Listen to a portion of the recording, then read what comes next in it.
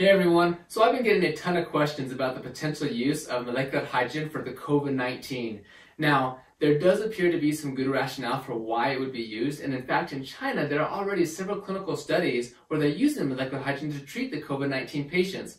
According to some of the researchers, the preliminary data is really quite promising, in so much that at least one governmental organization is now recommending the use of molecular hydrogen for these patients.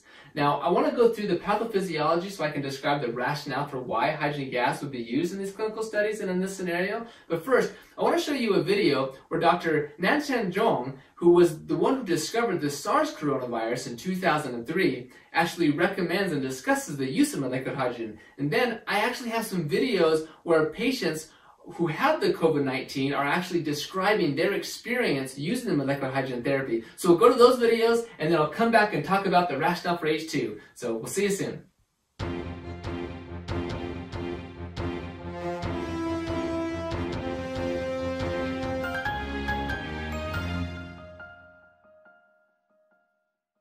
We just finished some of the data from 3 hospitals. We used hydrogen and oxygen mix. Yes. It seems to be working very well. I am happy about that. So I just got the data right now. So from Wuhan and from Guangzhou and 3 hospitals, altogether 60 something. And after inhaling this hydrogen and oxygen mix gas, they improve. The dyspnea improved the 2nd day, and the 3rd day, and the 4th day. So all of them showing really improved. I suppose because of at least resist to reduce the airway the gas airway resistance. So much easier to go into the alveoli to improve the oxygenation. I think that's a good way. 你刚才吸了有什么感觉？就是吸了之后来了之后这么多天，这个胸前呐没有改善，就真的用了这之后啊，这个胸前都改善了，是吗？不痛了，不痛了，不痛了，一点都不痛了，那太好了，谢谢你啊，万秋啊，教授啊，这里今天这第一回好爽啊，这个味道。阿姨，你用了那个氢氧机，感觉怎么样啊？感觉很舒服。很舒服，是不是啊？没有什么不好的感觉。啊，有没有说觉得胸口就是吸了之后感觉很顺畅啊，或者是吸气的时候觉得就是很顺一点感觉？对。原来一深呼吸呢，就会咳嗽。但是用了这个以后呢，咳嗽啊，基本上没有了。而且深呼吸的时候都不会咳嗽。哦，好。你用这个机感觉怎么样？用这个机感觉还可以。有没有说觉得好像吸气会更舒服啊，更顺畅，就是更顺畅一点，是不是？对。特别是第一次用的时候。什么感觉？感觉就是像气道打开了一样。哦，这种感觉。对，以前不敢做这个深呼吸。用了它以后可以深呼吸。哦，好的。你感觉吸了这个机之后感觉怎么样啊？吸了半天就感觉胸口就不痛了。不痛了。就没有那么痛，然后现在都不痛了。现在不痛是吧？那就以前生活都比较痛。之前是胸闷，跟前面这里跟后背都有点痛，然后吸了这个氢气以后就半天以后就感觉就舒服很多，就没有痛。好，谢谢啊。So I hope you enjoyed those videos. It really is quite fascinating. I'm excited to see what the clinical studies show. Like I said, some of them should be published here quite soon. So let's go into this COVID-19 and figure out exactly what's going on. So the COVID-19 is the disease that is caused by the Sars coronavirus. Now SARS stands for Serious Acute Respiratory Syndrome. So it really is something to do with the lungs. So here we have the Sars coronavirus. It's going to go into the lungs and it's going to attack the alveoli. So here we've zoomed in on an alveolus here. So the virus will come in, has a spike protein. It's going to use that to anchor itself onto the ACE2 or the angiotensin converting enzyme type 2. and it's going to release its positive single-stranded RNA into there. That's going to basically take over the cell's ability and causes viral replication and make more viral particles and everything. And then this type 2 pneumocyte is then going to release these mediators to recruit these macrophages. Then the macrophage, the white blood cells, going to release these various cytokines, okay, interleukin 6, interleukin 1, TNF alpha, tumor necrosis factor alpha. That's going to go into the plasma and then it's going to release neutrophils. That's going to increase some of the vasodilation permeability, so that neutrophils are going to now go into there. It's going to start creating a reactive oxygen species, and the reactive oxygen species are very damaging oxidative molecules that are going to, kill the viruses. Well, viruses are already dead, but, kill everything, inhibit viral replication, and do exactly what we want them to do. So that's a very important part of all of this. But as this continues going, you're going to get more and more of this reactive oxygen species, more of the inflammation, you get more vasodilation, more capillary permeability. But because you actually are destroying your type 2 pneumocyte, well, the type 2 pneumocyte is what's important to make surfactant. If you don't have surfactant, your lungs aren't going to work correctly. So you don't have the reduced surface tension, so you have a decreased concentration. Plus, with the permeability, all the plasma is releasing out into the alveolus, and so now you have a collapsed alveolus. So, of course, you have a collapsed alveolus, you're going to have very difficult for gas exchange.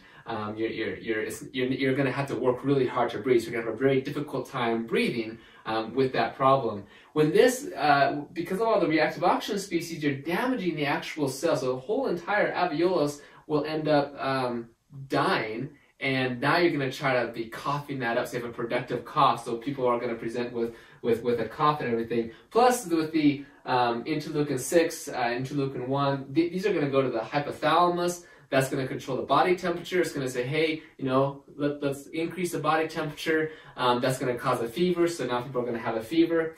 So all this is going to continue getting more and more inflammation. You get this systemic inflammation, so more vasodilation, and that's going to cause lower blood pressure, hypotension. So you're just going to feel weak and fatigue and everything, right?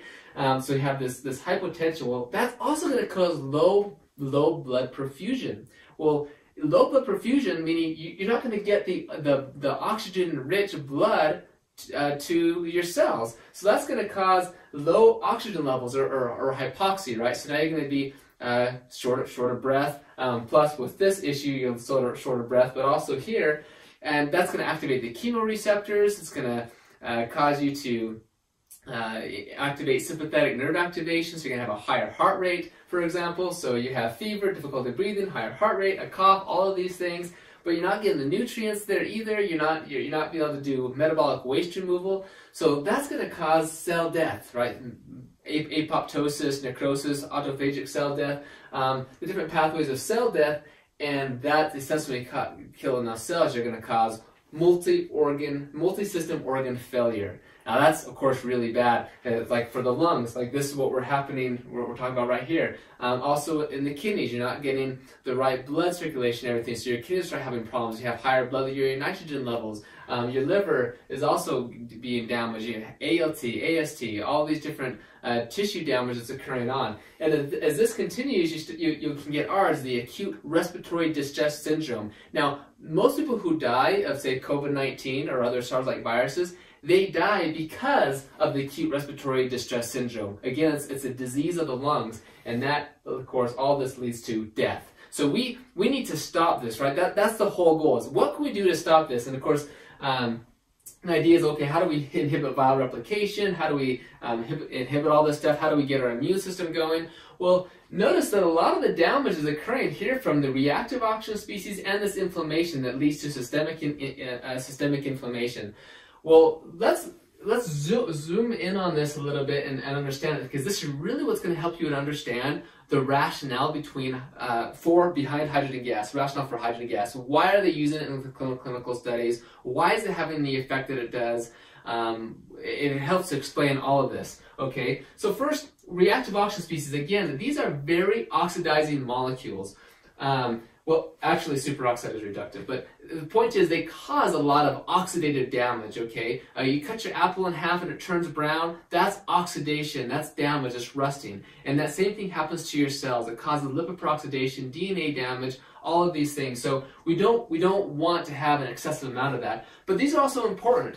These neutrophils, they produce these reactive oxygen species. They express these NOx enzymes, or NADPH oxidase enzymes. And it takes oxygen, normal oxygen, and converts it to the radical superoxide. The mitochondria, electron transport chain, also produces as a source for superoxide production. This is also very important. Superoxide is what is, again, killing the pathogens, killing all the bad stuff, and helping you. So you really want superoxide. You just don't want too much of it. It's got to be regulated, right?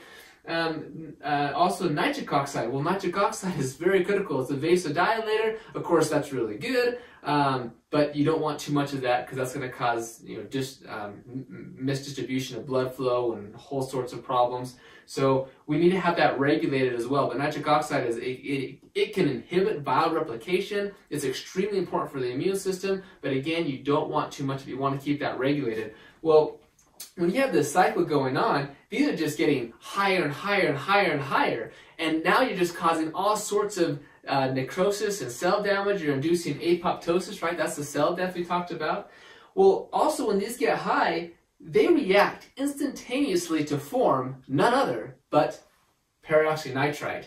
Peroxynitrite is literally like the most oxidizing, damaging molecule that there is. It is pernicious, it is terrible. It is a bad molecule. And not only, that's a bad one, but then there's also the hydroxyl radical. The hydroxyl radical is actually the most cytotoxic reactive oxygen species. It's just bad. Both of these guys are just bad. That's why they're in the red color, because red means, well, red means bad in this case.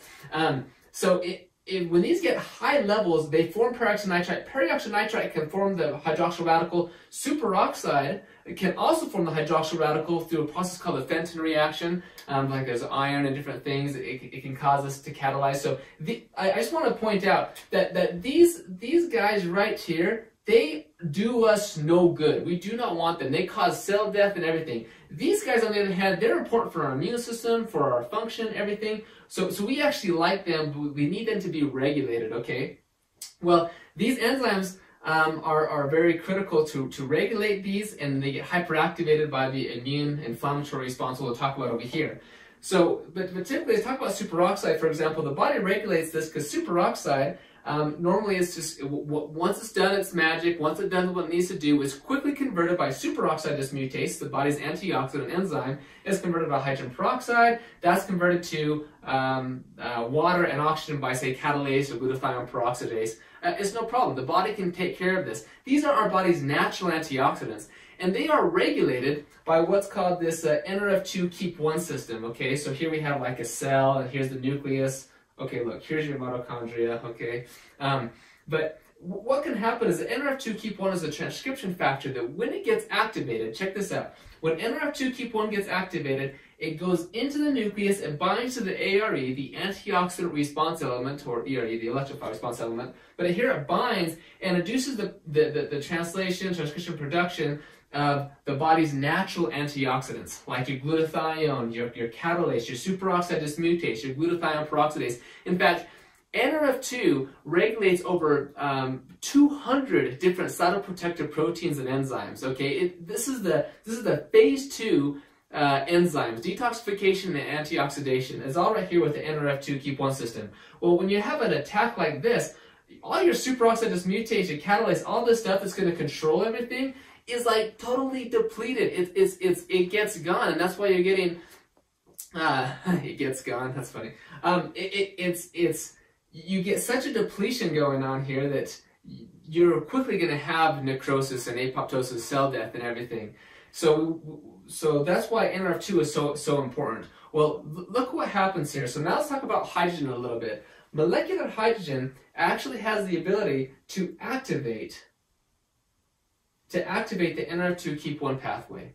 And when it can activate the NR2-keep1 pathway, it's going to help to replenish and maintain that redox homeostasis of your glutathione, your superoxide dismutase, your catalase, like I said, over 200 cytoprotective proteins and enzymes. And as it does that, it's going to help to maintain this whole thing, okay? So that's one critical aspect. Another critical aspect is hydrogen can also regulate this area over here. It can actually regulate the NADPH oxidase system. It can actually down-regulate this, so you actually get less superoxide production.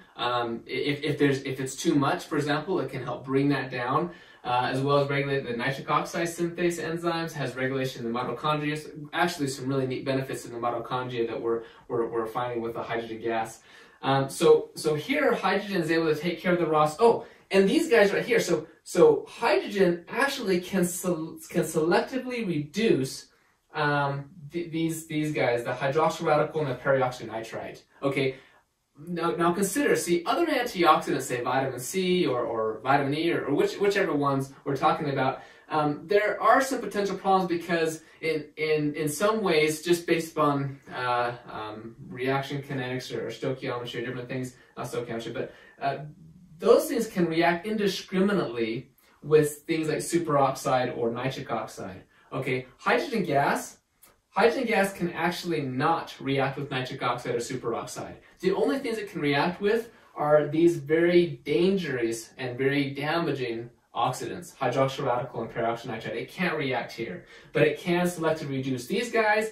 It can increase NRF2 activation to increase your body's natural antioxidants, and it can regulate the enzymes, the very enzymes that are producing these. So it's a very good regulatory system of what hydrogen gas can do, okay? And consider it is the smallest molecule, smaller than oxygen, so it's able to diffuse into the cell, into the nucleus, into wherever, very easily, where it can have these regulations, okay? Okay, so now let's go to the inflammation, okay? During this process, we get what's called the cytokine storm. That's when we have just this huge upregulation of all these cytokines, and we have tons of problems going on here, okay?